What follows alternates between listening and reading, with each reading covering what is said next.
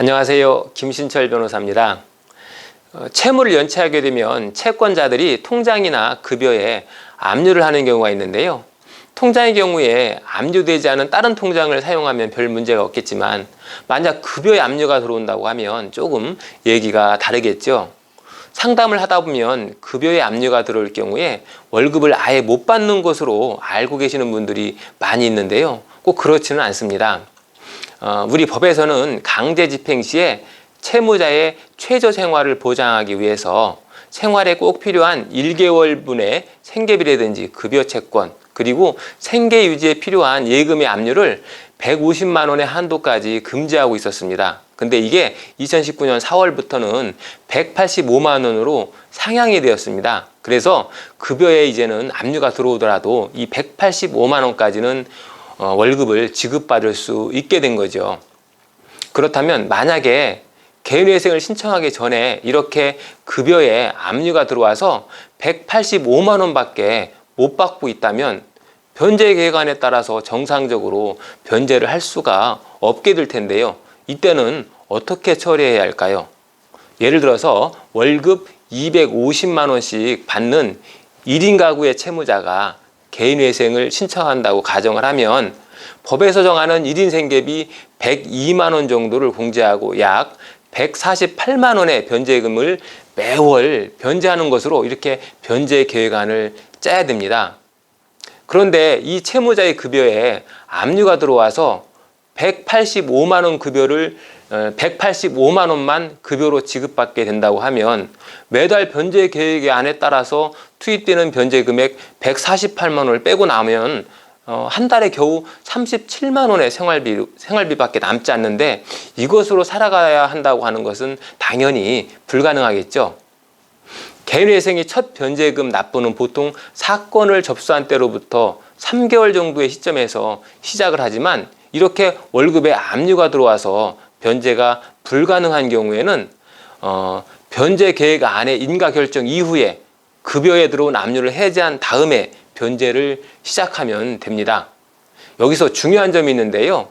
급여에 압류가 들어왔다면 185만 원을 제외하고 지급이 보류된 나머지 금액들이 있을 텐데 이거는 어떻게 처리가 될까요?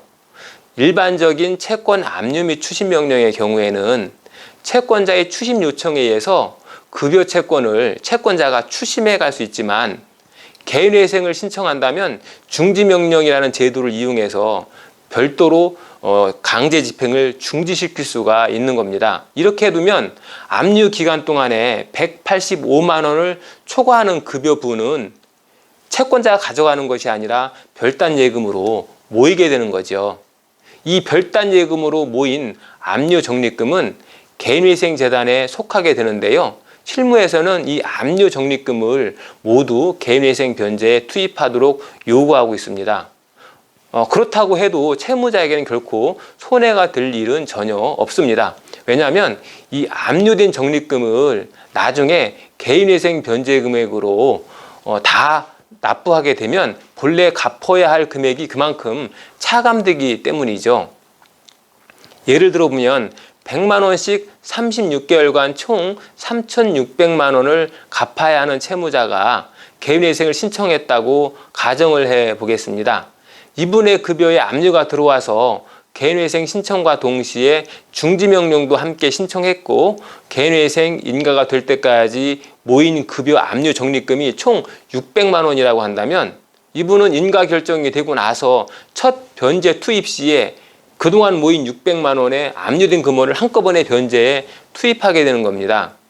그리고 3,600만 원에서 이렇게 투입된 600만 원을 빼면 3,000만 원이 남게 되겠죠. 이 3,000만 원을 나머지 35개월간 걸쳐서 매달 나누어서 변제하게 되는 거죠. 계산해 보면은 한 달에 변제해야 할 금액이 종전 100만 원에서 85만 원으로 떨어지는 겁니다. 결론적으로 원래의 변제 계획안보다 매월 15만 원이 줄어들게 되는 것이기 때문에 채무자가 손해를 보게 되는 일은 없는 거죠.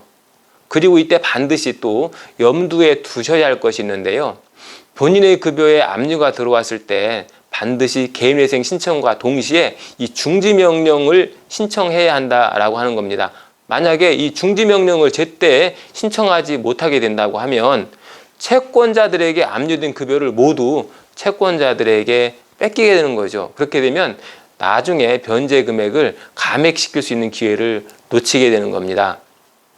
급여에 대한 압류는 중지명령의 신청 여부라든지 중지명령의 송달 순서 그리고 압류 시점에 따라서 변제 금액으로 사용할 수 있는지 여부가 달라집니다. 그렇기 때문에 이 경험이 풍부한 법률사무소를 통해서 사건을 진행하시는 것이 중지명령의 누락으로 인해서 발생하는 금전 손실을 보상받을 수 있는 그런 방지책이 되겠습니다.